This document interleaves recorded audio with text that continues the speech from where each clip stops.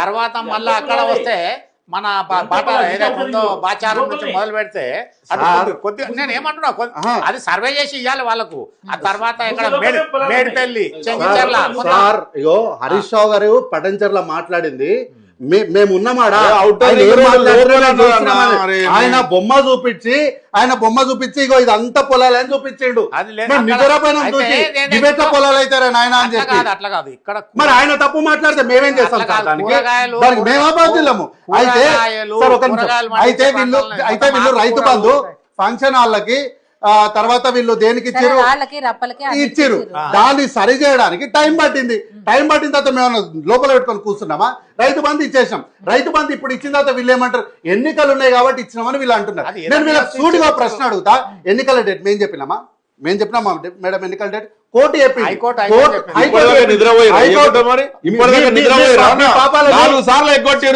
ఇప్పుడు ఒక్కసారి ఈ రోజు చర్చ జరగదు. నీ సమయం రాదా? వస్తుంది కదా అప్పుడు మాట్లాడు.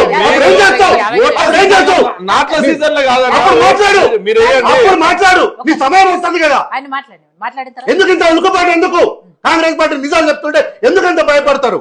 అయితే మేడం వీళ్ళు ఏం చేస్తారు తెలుసా? రైతు బంధు హైకోర్టు చెప్పినాక ఇచ్చినాం. మేము ఇచ్చిన తర్వాత హైకోర్టు డేట్ చెప్పింది. ఇప్పుడు వీళ్ళు ప్రజలు ఏమని తప్పుదో పట్టిస్తున్నారు తెలుసా? ఎన్నికలు ఉన్నాయి కాబట్టి వీళ్ళు రైతు బంధు ఇచ్చిరని. కొంచెం మనస్సాక్షి ఉండద్దా మేడం మాట్లాడేటప్పుడు? మేము రైతు బంధుని అనౌన్స్ చేసిన తర్వాత కొన్ని గంటల తర్వాత హైకోర్టు వచ్చి మీరు ఫలానా డేట్ లోపు ఎన్నికలు పెట్టాలని చెప్పింది. అప్పటికి ఇంకా డేట్ కూడా చెప్పలేదు, ఓన్లీ డెడ్ లైన్ మాత్రమే పెట్టింది. ఇప్పుడు వీళ్ళు ప్రజల్ని తప్పుదో పట్టిస్తున్నట్ట కానట. కాబట్టి నేనేమంటున్నా, ఏ గ్రామానికి వెళ్దామో రండి మీరు వెళ్దాం అన్నారు కదా. నేను ఇదే వేదిక పైన సాదిక్ సార్ ఛాలెంజ్ చేస్తాను. నేను సాదిక్ సార్కి ఛాలెంజ్ చూపించిన కదా, రమ్మన్నట్టు మీ కెమెరా తీసుకొని పోదాము. రైతు రుణమాఫీ ఎవరెవరు చేసాం? మేము గోడల మీద వేసినాం. మీ హయాంలో వేసినరా ఎప్పుడన్నా? అసలు అట్లాంటి ఆలోచన ఎప్పుడన్నా వేసిరా? కనీసం ధైర్యం చేసిరా? 1,00,000 రూపాయల రుణమాఫీని 5 నుంచి 6 సార్లు చేసిరు. మేము 2 లక్షల రుణమాఫీని దాని స్లాబ్ వైజ్ గా 4 దఫాల్లో స్లాబ్ వైజ్ గా చేస్తాం. అంటే 50,000 వరకు తీసుకున్న వాళ్ళు ఒకటేసారి కట్ ఆఫ్. అది తర్వాత 1,00,000 రూపాయలు కట్ ఆఫ్, 1,50,000 కట్ ఆఫ్, 2 లక్షలు కట్ ఆఫ్. దీనికి వీళ్ళు అనేకమైనటువంటి మరకలు అంటించి ఈరోజు స్వార్థపూరితమైనటువంటి రాజకీయాలు చేస్తున్నారు. అయితే ఇంతకుముందు అన్నగారు ఏదో మాట్లాడుకుంటూ తెలంగాణ రాష్ట్రాన్ని కేసీఆర్ గారు తెగ కొట్లాడి తెచ్చిండ్రు, అస్సలుగా కేసీఆర్ అంతా ఇదే లేరు, ఎవ్వరూ చేయలేదు తెలంగాణ రాష్ట్రంలో అన్నారు. అయితే ఇదే నేను కూడా నిజం అనుకుని ఇన్ని రోజు నిజంగానే తెలంగాణ రాష్ట్రాన్ని కేసీఆర్ గారే తెచ్చిరేమో అనుకుంటే నిన్న కాక మొన్న కేసీఆర్ గారు కోర్టుకు పోయారు. ఎందుకు? High court stays legal proceedings against KCR in rail road. ఏమంటారు? Prabhakar Rao appearing on behalf of Chandrasekhar Rao contended that during the separation movement the call was given by Telangana Joint Action Committee. KCR గారు ఉద్యమ నాయకుడు కాదు, అందరిలాగానే ఆయన కూడా ఒక ఉద్యమకారుడు. కానీ ఏ ఉద్యమకారుడు? ధైర్యం లేని ఉద్యమకారుడు. తెలంగాణ రాష్ట్రాన్ని నేనే తెచ్చిన, మొత్తం నేనే, దీనికి సర్వం నేనే ఆద్యుణ్ణి అని అంటాడు కదా. మరి రైల్ రోకో కేసులా ధైర్యం ఉన్నోడైతే, నిజంగా ఉద్యమకారుడైతే, వీళ్ళు ఉద్యమ నాయకుడు అంటారు కదా, ఉద్యమకారుడు కాదు, అంత నాయకుడు అయినోడు ఎస్ ఆ రోజు తెలంగాణ రాష్ట్ర ఆవిర్భావం కోసం నేను రైలు రోకో చేయించిన, దీనికి పూర్తి బాధ్యత నాదే, ఏ శిక్షకైనా నేను సిద్ధంగా ఉన్నాను ధైర్యంగా ఒప్పుకునేది పోయి లే నాకేం సంబంధం లేదు, అసలు నేను ఆడ లేను, ఇది ఎవరు ఇచ్చిరో ఎవరు చెప్పిరో నాకు తెలియదు, నేను కాదు ఈ కాల్ ఇచ్చింది జాయింట్ యాక్షన్ కమిటీ ఇచ్చిందని కోర్టుకు పోయి. ఎందుకైనా కోర్టుకు అంత ధైర్యం ఎందుకు లేదు తెలంగాణ రాష్ట్రం పైన నీకు? అందుకే అంటే నేను ఎప్పుడు తెలంగాణ రాష్ట్రం వచ్చింది అంటే కల్వకుంట్ల చంద్రశేఖరరావు వల్ల కాదు. తెలంగాణ రాష్ట్రం వచ్చిందంటే విద్యార్థుల వల్ల, న్యాయవాదుల వల్ల, నిరుద్యోగుల వల్ల, అనేక సబ్బండ వర్గాలు, అన్ని పార్టీలు తెలంగాణ జాయింట్ యాక్షన్ కమిటీ ఇది కోర్టులో చెప్పినటువంటి మాట. ఇది కోర్టుకు చెప్పిన రేవని ఉద్యమం నాది కాదు, ఉద్యమం joint action committee. Joint action కమిటీలు ఎవరెవరు ఉన్నారు? కాంగ్రెస్ ఉంది, బీజేపీ ఉంది, ఉద్యమ సంఘాలు ఉన్నాయి, అందరూ ఉన్నారు. ఇది తెలంగాణ ఉద్యమ చరిత్ర. అయితే కాంగ్రెస్ పార్టీ ఎక్కడ కూడా ఏమంటారు ఇవి ఇస్తలేదు, సంక్షేమ పథకాలు ఇస్తలేరు అంటున్నారు కదా. సంక్షేమ పథకం తీసుకున్న పాపానికి వీళ్ళ పార్టీ అధ్యక్షుడిని మేడం ఇంద్రమ్మ ఇండ్లు ఎట్లా తీసుకుంటావు? బీఆర్ఎస్ గ్రామ అధ్యక్షుడు సస్పెండ్ గ్రామ సాక్షి అధ్యక్షుడు.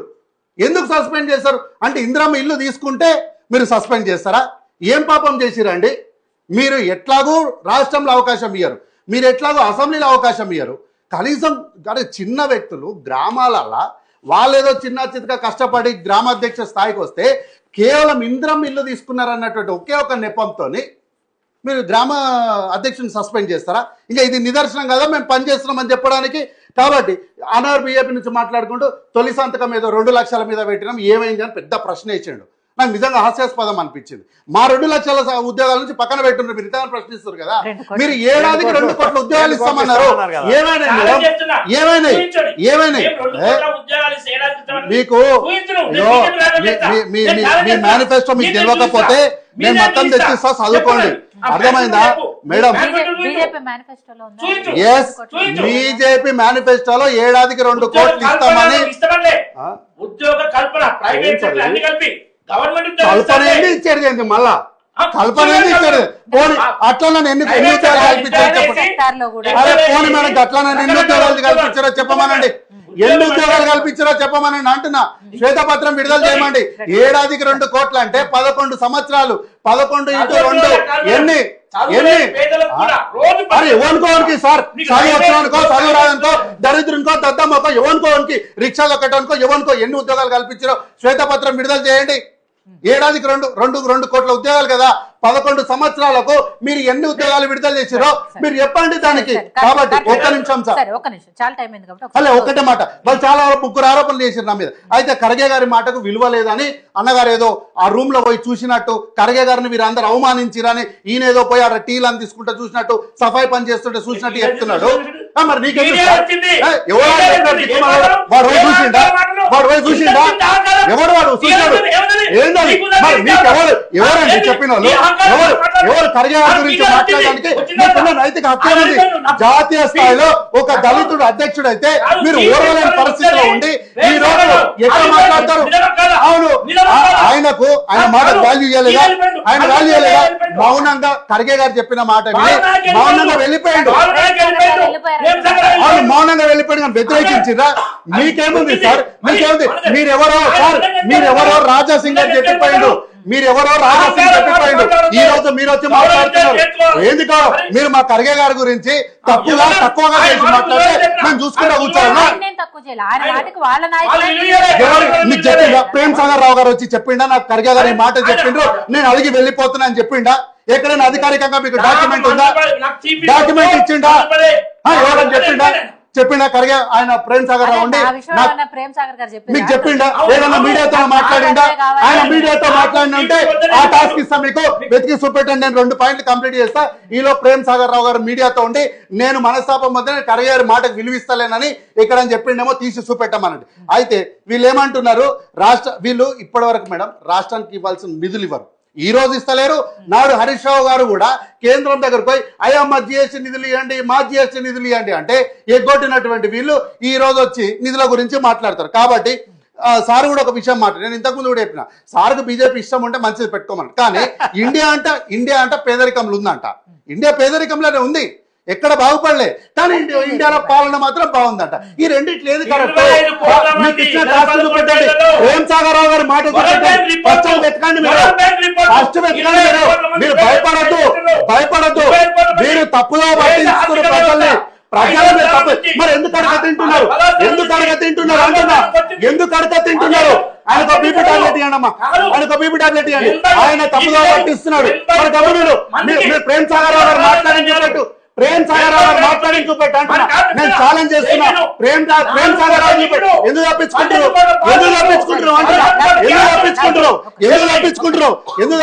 అయితే వీళ్ళు ఈ రోజుకి ఇండియాలో ఇంకా అడక తినేటోళ్ళు ఉన్నారు, ఇంకా కానీ పాలన మాత్రం బ్రహ్మాండంగా. ఈ రెండిట్లు ఏది నిజము? వీళ్ళేదో డబల్ ఇంజన్ సర్కార్ నేనేమో ఉంటుంది అనుకున్నా. పోయిన వారము ఓ డబుల్ ఇంజన్ సర్కార్ ఉన్న రాష్ట్రానికి పోతే ఏం లేదు. ఆడ డ్రైవర్ నన్ను క్యాబ్ చేసిన డ్రైవర్కి వచ్చి ఎంత రావు నీ జీతం అంటే, సార్ 8 నెలకు 8,000 ఇస్తారు. సార్ని అడుగుతున్నా, సార్ మీ డ్రైవర్ జీతం ఎంత సార్? 25,000 25,000 సార్ ప్రైవేట్ జీతం. ఆయన నెలంతా పనిచేస్తే 8,000 ఇస్తారు. ఈడ అంటే చిన్న డ్రైవర్ యూపీలో ఉత్తరప్రదేశ్ లో 6,000. 6,000. మరి ఎట్లా డెవలప్ అయినట్టు చెప్పండి? ఏది డెవలప్ అయినట్టు? ఇక్కడ ఉన్న వాళ్ళు డెవలప్ అయినట్ట, డబల్ ఇంజన్ సర్కార్ ఉన్న వాళ్ళు డెవలప్ అయినట్ట, ఎవరు డెవలప్ అయినట్టు చెప్పాలి. కాబట్టి ఏమంటున్నా, ఆ యూపీ వెనుకబడి ఉంది ఎప్పటి నుంచో. అది మోడీ యోగి వచ్చినాక మిగులు బడ్జెట్ రాష్ట్రమైంది. మిగులు బడ్జెట్ రాష్ట్రంలో డ్రైవర్లకు 6,000 ఇస్తారు. మిగులు బడ్జెట్ రాష్ట్రంలో డ్రైవర్లకు 6,000 ఇస్తారు. ఎట్లా అభివృద్ధి చెందినట్టు? ఎట్లా అభివృద్ధి చెందినట్టు? కాబట్టి బీజేపీ వాళ్ళకి ఏం కావాలి తెలుసా మేడం? బీజేపీ వాళ్ళకి ఏం కావాలి తెలుసా? 10 ఏళ్ళు టీఆర్ఎస్ వాళ్ళకు మీరు అధికారం ఇచ్చారు, కాంగ్రెస్ వాళ్ళకు ఓ టర్మ్ అధికారం ఇచ్చారు, కాబట్టి మాకు కూడా అధికారం ఇవ్వండి. ఎందుకురా మీకు అధికారం ఎందుకు ఇవ్వాలంటే వాళ్ళకి ఇచ్చారు వీళ్ళకి ఇచ్చినట్టు మాకు ఇవ్వాలి. ఎందుకు ఏడుస్తున్నారు అని అంటే అన్నకు చాక్లెట్ ఇచ్చినావు, తమ్మునికి చాక్లెట్ ఇచ్చినావు, నాకు చాక్లెట్ ఇవ్వలేదు అందుకే ఏడుస్తున్నా అన్నట్టు. మీరు 11 సంవత్సరాలుగా తెలంగాణ రాష్ట్రానికి మీరు చేసినటువంటి నిధులేంటి? ఏంటి? ప్రేమ్ సాగర్ మాట్లాడింది అన్న, ప్రేమ్ సాగర్ మాట్లాడింది కార్తిక్ గారు అనేది మీడియాలో దీంట్లో వచ్చిందని కాదు. దీన్ని చేసేది మీకు తప్పైతే వాళ్ళ మీద కేసేమో మీ ఎమ్మెల్యే మీరు టికెట్ ఇచ్చి గెలిపించిన ఆయన మీరు ఎవరో చెప్పారు, మీరు కేసేసిండ్రా? మీరు కేసేసిండ్రా అంటున్నా. మీలాగా పోయి మేము పార్టీ మేము మీడియా ఆఫీస్ లో మీద ధ్వంసం చేసే అలవాటు మాకు లేదు. మేము చట్ట ప్రకారం ఏం చేయాలో మేము చేస్తాము. మీరెవరో మీ స్థాయి ఏంటో అన్నం ఖచ్చితంగా మీరు కూడా కష్టపడి ఉన్నాం. కానీ మీలాగా పోయిన మీడియా మీద దాడులు చేయలే, మీలాగా మేము పోయి మీడియా హౌస్ లో మీద దాడులు చేయలే. ఏమంటున్నా, మేము ఈ రోజు కూడా ఆ మాట కట్టుబడినాం. మేము యాజమాన్యాలతోనే మాత్రమే తేల్చుకున్నాం. మీరెవరో మీ స్థాయి ఏందో మీరు ఎమ్మెల్యే టికెట్ ఇచ్చి గెలిపించినటువంటి రాజా సింగ్ గారు చెప్పిపోయినారు. ఈ రోజు ఒక దళితుడు ఏఐసిసిలో అధ్యక్షుడు అత్యున్నతమైన స్థానంలో కూర్చుంటే మీరు ఈ రోజు ఆర్ఎస్ఎస్ వాళ్ళు దాన్ని చూసి ఓర్వలేనటువంటి మీరు ఖర్గే గారి మీద అబండాలు వేసుకుంటూ ఖర్గే గారిని తప్పుగా చేసి చూపిస్తే దాన్ని మేము చూసుకుంటూ కూర్చోవాలా? ఎందుకు తప్పు పట్టారు మేడం? ఆయన మాట వినలేదంటే ఏంది? ఆయన మాట వినలేదంటే ఏంది? ఈ రోజు మీ రాష్ట్ర అధ్యక్షుడు ఎవరు? ఈ రోజు మీ రాష్ట్ర అధ్యక్షుడు ఎవరు ఎవరైతే నిర్ణయించబడ్డారు? ఎవరు సహకారంతో వచ్చిండ్రు? చెప్పండి. దీనికి మీరు ఈ వార్త పైన కేసు వేయండి, నేను ఆ వార్త మీద కేసు వేస్తా. మీరు ఈ వార్త మీద కేసు ధైర్యం ఉందా మీకు? ఈ వార్త మీద కేసు వేయనికే ఉందా? ఈ వార్త మీద ధైర్యం ఉందా? ఈ వార్త నేను చెప్పి వారమైంది, ఇంతవరకు దీని మీద మీరు మాట్లాడిన దిక్కులేదు. కానీ ఈ రోజు వచ్చి ఖర్గే గారి దగ్గర ఆయన మాటకు విలువలేదంట, ఆ మాటకు విలువలేదంట. రిప్లై లేదు, దీని మీద కేసు పోయి. ప్రేమ్ సాగర్ గారు అసంతృప్తితో ఉన్నారనేది సరే అన్ని ఛానల్స్ లోనూ వచ్చింది. దాన్ని బట్టి రామరెడ్డి గారు మాట్లాడారు. కానీ ఖర్గే గారిని ఎక్కడ కూడా ఆయన తక్కువ చేయలేదు. ఆయన మాటకు వాళ్ళ నాయకులే ఆయన అట్లా లేదు, అట్లా లేదు. ఖర్గే గారి మాటకు విలువ ఇవ్వలేదు అన్నాడు. అవును, మరి విలువ ఇవ్వకపోవడం వేరు మేడం, విలువ ఇవ్వకపోవడం వేరు, మనస్తాపం చెంది వెళ్ళిపోవడం వేరు. ఆయన మనస్తాపం చెంది బయటికి వచ్చి ఖర్గే గారిని తక్కువగానే తప్పని చేసి మాట్లాడితే అప్పుడు మీరు మాట్లాడాలి. కానీ లోపల ఏం జరిగిందో మీకు తెలియదు. అవును మేడం, లోపల ఏం జరిగిందో వీళ్ళకి ఏం తెలుసు? ఏ ప్రేమ్ సాగర్ గారు ఏమైనా బయటకు వచ్చి మీడియాతో మాట్లాడి ఇది జరిగిందని చెప్పిండ్రా? కేవలం అది ఊహాజనితంగా చెప్పిన దాన్ని పట్టుకొని మీరు ఖర్గే గారి మాటకు వీళ్ళు విలువలేదు, కాంగ్రెస్ లో కలహాలు ఉంటాయి, కుంపట్లు ఉంటాయని మా పార్టీ ఆఫీస్ లో ఏం జరుగుతుంది మీకెందుకండి? మీరు ప్రశ్న వేయాల్సింది ఏంది? ప్రధాన ప్రతిపక్ష పార్టీగా ప్రజలకు ప్రగతికి ఏం జరుగుతుందో చెప్పండి, దానిపైన సమాధానం చెప్తాము. కొండా మురళి గారి గురించి మాట్లాడతారు, వరంగల్ గురించి మాట్లాడినరు, ఇవన్నీ ఎందుకు? దానికోసమే కదా ఉన్నది. ఏఐసిసి గారు అది వేరే విషయం. పోలీసులు ఆయన లోపలికి ఏంది మేడం ఇది? వాళ్ళు ఎప్పుడైనా అధికారంలోకి వచ్చిన ముఖం అయితే తెలుస్తుంది. వాళ్ళ ముఖం ఎప్పుడైనా అధికారంలోకి వస్తే తెలుస్తుంది. కాదు, వాళ్ళు ఎప్పుడైనా రాష్ట్రంలో అధికారంలోకి వస్తే దాని పోలీస్ ప్రొసీజర్స్ ఏముంటే వాళ్ళకి తెలుస్తుంది. ఈ రోజు వరకు అధికారం లేదు, ఎప్పటికి కూడా వాళ్ళు అధికారంలోకి రారు. వాళ్ళకి ప్రొసీజర్స్ తెలియదు, పోలీస్ ప్రోటోకాల్స్ తెలియదు, ఏం తెలియదు. యాదగిరి గారు ఫైనల్గా మీరేం చెప్పదలుచుకున్నారు? మీరు సవాల్కి సోమాజిగూడ ప్రెస్ క్లబ్ అసెంబ్లీకా కేటీఆర్ గారు వస్తున్నారా, కేసీఆర్ గారు వస్తున్నారా, ఏం జరుగుతుంది? ఈరోజు మా నాయకులు కేటీ రామారావు గారు పత్రికాముఖంగా చెప్పిండు. సీతక్క గారు ఇంకొక మాట అన్నారు, అసలు కేటీఆర్కి వాళ్ళ సొంత చెల్లైన కవితే విలువ ఇవ్వట్లేదు, ఇంకా ఆయనకు మేమేం విలువిస్తాము, కాబట్టి కేసీఆర్ గారు అసెంబ్లీకి వచ్చి ఈ విషయాలు చర్చించాలి అని. సీతక్క మరి అట్లా అనుకుంటే ఇవాళ ముఖ్యమంత్రి గారిని కూడా వాళ్ళ మంత్రివర్గమే ఆమోదిస్తలేదు కదా. రేవంత్ రెడ్డి గారిని మేము ముఖ్యమంత్రిగా చూస్తలేమన్నారు కూడా వాళ్ళే కదా. చెప్పారా వాళ్ళు ఎవరైనా ఎందుకు? బయటకు వచ్చి చెప్పారు? అరే ముఖ్యమంత్రి గారే ఉత్తమ్ కుమార్ రెడ్డి ముఖ్యమంత్రి అని చెప్పిండు, జగ్గారెడ్డి గారు కిరణ్ కుమార్ రెడ్డి ఫ్లోలో ముఖ్యమంత్రి అని తప్పులు దొరలటం చెప్పారు. వేరు, అరే మాకు ముఖ్యమంత్రి లేడు లేకపోతే రేవంత్ రెడ్డికి మేము విలువ ఇవ్వము, ఆయన మాట లెక్క చేయము అని వాళ్ళైతే డైరెక్ట్ గా ఎక్కడ మరి కవిత గారికి ఇట్లా ఎక్కడ అన్నదా? అన్నది ఆవిడ ఇంటర్వ్యూలో అనింది. ఇక్కడ ఒక ప్రధానమైన టీవీ ఛానల్ తో ఇప్పుడు నువ్వు మాట్లాడేటప్పుడు మాట్లాడొద్దు నేను ఓ ఛానల్ కి ఇచ్చిన ఇంటర్వ్యూ నేను విషయం చెప్పినంత చెప్పింది ఆ విషయం అని సీతక్క గారే చెప్పారు డైరెక్ట్. అవునండి, సీతక్క గారిని కూడా గౌరవిస్తలేరని చెప్పేసి ఆమె కూడా ఎన్నోసార్లు ఆవేదన చెందింది కదా. సీతక్క అందరూ ప్రతి మంత్రులు కూడా నాకు విలువ లేదంటారు, ముఖ్యమంత్రి గారు అపాయింట్మెంట్ ఇస్తలేరు, ముఖ్యమంత్రి గారికి అక్కడ జాతీయ నాయకులు అపాయింట్మెంట్ ఇస్తలేరని చెప్తున్నారు. ఇప్పుడు ఎవరి పార్టీలో ఏవో చిన్న చిన్న సమస్యలు ఉంటాయి, దానికి సంబంధం లేదు కదా. రేవంత్ రెడ్డి సంచులు తీసుకపోయి ఇస్తుండ అని అంటారు.